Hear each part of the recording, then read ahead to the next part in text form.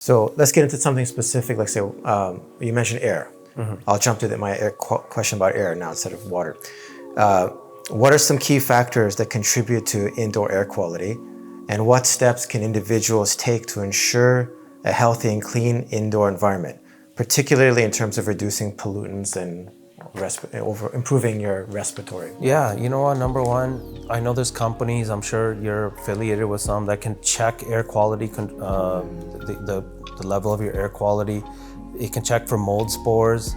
Obviously, looking at your like maybe having a proper HVAC system, HEPA filters. I would suggest if you're gonna, more often than not, if you're gonna feel ill in your house, is because of poor indoor air quality. So checking air qualities, I think, is paramount.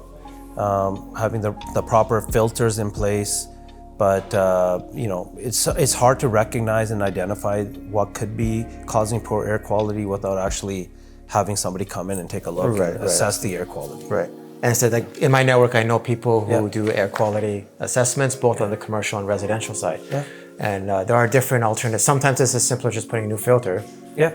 Sometimes you can't do much about it because you're in a location where there's just pollutions outside. So you got to control how the ventilation works in and out, right? Yeah, especially if you're having respiratory issues. Like let's say you have children and they're developing asthma, and you're having difficulty breathing. More often than not, that's probably an air quality issue. Right. So. Which makes sense to, again, in my opinion, to address that first. Look at the air quality before start giving them medications. Well, that's what I mean. Like as a naturopath, when we have patients that come in, parents that bring their kids in, we always ask them about their environment. Okay, what kind of house do you live in? Is it an older house, newer house? Is it an apartment? Where are you living? Are you underground? Are you in a basement suite? Is it mold anywhere? Right? Like we have to look at all that kind of stuff. I like that you do that. Yeah. Because I've made a point of that. Regular doctors, not to knock on the doctors, but they're not going to usually ask about the house quality or what's going on. We even ask where do you work? Like, what are you exposed to? Because all these things are very important.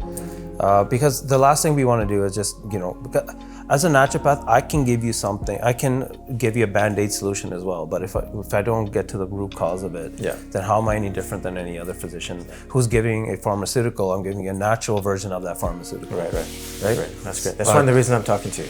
Yeah. And then, we look at a lot of different factors, of course, and patients get upset. They're like, oh my God, this intake form is like 6 pages long. It's taking me forever. I'm like, listen, that's why you're here. You're not getting better anywhere else. This is what we just need to investigate. Yeah. Right. Look into it. That's very good.